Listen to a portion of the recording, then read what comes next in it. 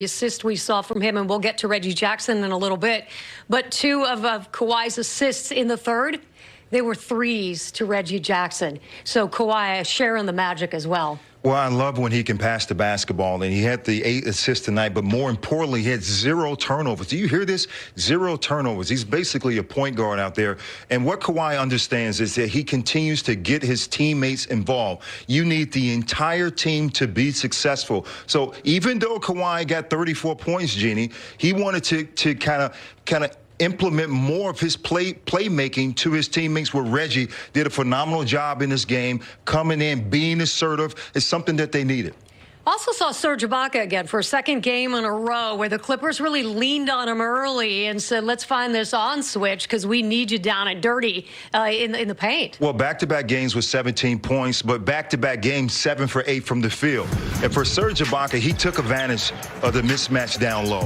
He's shooting the mid-range, which is always good, but when you can get down low and make plays, get to the offensive glass, which we can see now from Serge Ibaka, being in attack mode, that's something that he needed to do. And the previous game before these back-to-back 17-point games, he was 1 for 9, I believe, from the field. So for Serge, he came back with a vengeance. He attacked. He did all the right things, and now he's rolling as they go on this road trip. So 22 minutes today for Serge. And then we saw Ivica Zubac with 24 minutes as well, just trying to share the love that way. As he gets another double-double today, and you see that he's really committed to, I'm not in here necessarily to score. If it happens, great, but I'm ferocious on the glass. Well, for Ivica to know your role as a player, and he's one of the other bigs, and if you look at this team in OKC, he had a size advantage. So he took advantage of that. And it's not just from the scoring standpoint. Ivica continues to run up and down the court to get those rebounds, offensive rebounds and defensive rebounds, and to be more efficient. If you look at his stat, 5 for 6 from the field. So that means that Ivica was definitely attacking the basket. He was patient, he got to the glass, and he kept that field goal percentage up. You have fouls on your body? I believe, but that's important. You want to have your second line of defense, or your second unit, come in and make plays to help your first unit. All right, I want you to give a score, a grade on the defense today. I mean, specifically, we know that. We got to see something. We got to see it. Well, we will. I'll let you look at the paper before you give the score, Professor Maggette. Ty Lue came into this one. I was like, no way Shai Gilgeous-Alexander is going to school us again like he did on a Friday night. So I'm curious about the defensive adjustments, sir. You have to adapt. Okay. And if we can look at this Please give this man some video. Look at it. It was the video right away. Shai Gilgeous-Alexander is trying to attack the paint. Serge Ibaka, and as well as Patrick Beverley, they were waiting. But all of a sudden, Paul George got into it. They switched out. They tried to make another pass. Patrick Beverley gets back to the ball. They didn't want Shai Gilgeous-Alexander to score 30 again. Individual defense by Luke Kennard. You can see right there, Serge Ibaka is waiting. Paul George rotates on the low side with high hands to force Shai Gilgeous-Alexander to take a tough shot. And look at this play right here. Individual defense again by Zoo. But Patrick Beverley came in to help him out. You got to help your teammates. Individual defense again by Kawhi Leonard.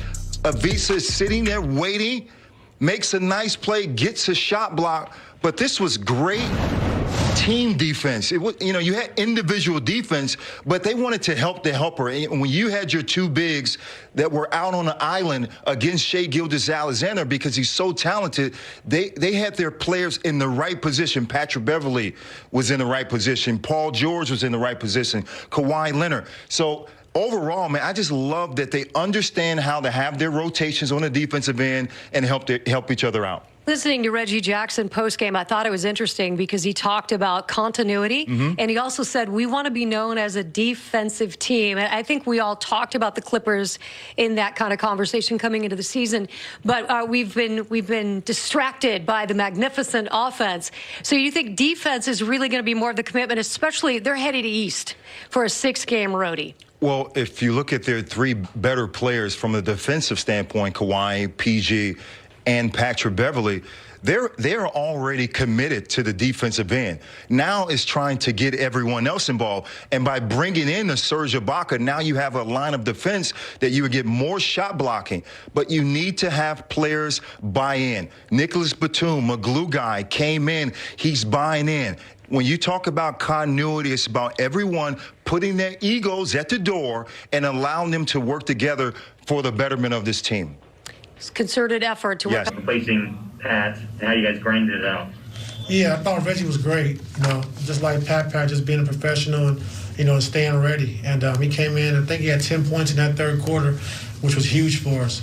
So hats off to Reggie for that. I thought our bigs were phenomenal. I thought Serge and Zoo, were really good, especially on the night tonight when we couldn't make shots. We still had 26 assists, but we couldn't make shots. We had a lot of open shots that we didn't make. And I like how we just stayed with our defense, kept grinding, getting stops, and only having 10 turnovers a night as well. So on a night where you're not making shots, this was a good, tough, grind-out win for us. In that fourth quarter there, Paul was on the bench for the last, I think, 4:31. Was that related to him being... I benched him. No, I'm just messing around. No, he had some tightness going into the game tonight. So he got loose and he played, but he had some tightness going into the game. And then that last 4.5, 5 minutes, he just kind of he felt tight. He tightened up again. So we just got him out to be cautious. Thank you. Hey, Kawhi, you can go ahead. Hey, Ty, congrats on the win. Couple of things real quick. Can you elaborate on the tightness that Paul was dealing with? Just his hamstring. Okay. And second, Kawhi was great tonight. Not tonight. I mean, sun's still out. But he was great today. And he was really great 2 weeks ago in a similar spot in a matinee game where the rest of the team was relatively uneven. But especially in that third quarter 2 weeks ago, it was Kawhi kind of carrying the team. Today, it was through different parts of the game. How are you observing Kawhi getting ready for these particular timed games? As now it's a 7-game win streak, and he's played really well on both ends of this win streak. Well, he's been phenomenal for us, and tonight, we had to ride him, like you said. Outside of our two bigs with Zoo and Serge, Kawhi had it going, so we kind of, we played through him a lot, especially in that second half.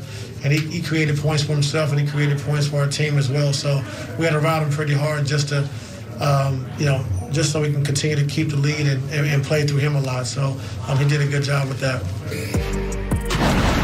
I can see the headline now. Paul George benched during win streak. No, his hamstring tightened up. We all stopped breathing for a second. I appreciate the sense of humor, so we should add that to the board. Part of the streak, we have deeply discovered Ty Lue's sense of humor. Look at the field. What do you like here? I love the 51% from the field. Three-point shooting is something that we've marveled at 44%, but points off turnover, that's been a huge key, because not only is it getting to the basket or easy layups, that attributes to that 44% from the three-point line. You're telling me that the three-point shootings, is that what you're telling me? It's like Santa Claus. All right, so we see it a couple times a year. I'm pleased for that. All right, let's talk about points off turnover, because we had 13 turnovers by OKC today, led to 16 points for the Clippers. How do you game plan around that activity? Because clearly they're making that happen. Well, it's because of their defense. And with the Clippers, we've talked about mostly their three-point shooting, but their defense is starting to click. And that is allowing them to get out in transition to make easy plays. And now if your shot is not falling, when you get these points off turnovers, if it's a live ball turnover, if it's a person trying to attack the basket, which we've seen in the basically Fox vision, when a guy tried to stop the basketball, four teammates actually surround him, which got him out in transition to make plays. So it starts with the defense. When they start to put more pressure on their opponent, it allows them to get more points. Easy as that. All right, we're going to go to break. We got some more stats to share with you as well. Is that what you're telling me? It's like Santa Claus. All right, so we see it a couple times a year. I'm pleased for that. All right, let's talk about points off turnover, because 13 turnovers by OKC today, led to 16 points for the Clippers. How do you game plan around that activity? Because clearly they're making that happen. Well, it's because of their defense. And with the Clippers, we've talked about mostly their three-point shooting, but their defense is starting to click, and that is allowing them to get out in transition to make easy plays. And now, if your shot is not falling, when you get these points off turnovers, if it's a live ball turnover, if it's a person trying to attack the basket, which we've seen in the basically Fox vision, when a guy tried to stop the basketball, four teammates actually surround him, which got him out in transition to make plays. So it starts with the defense. When they start to put more pressure on their opponent, it allows them to get more points. Easy as that. All right, we're going to go to break. We got some more stats to share with you as well. More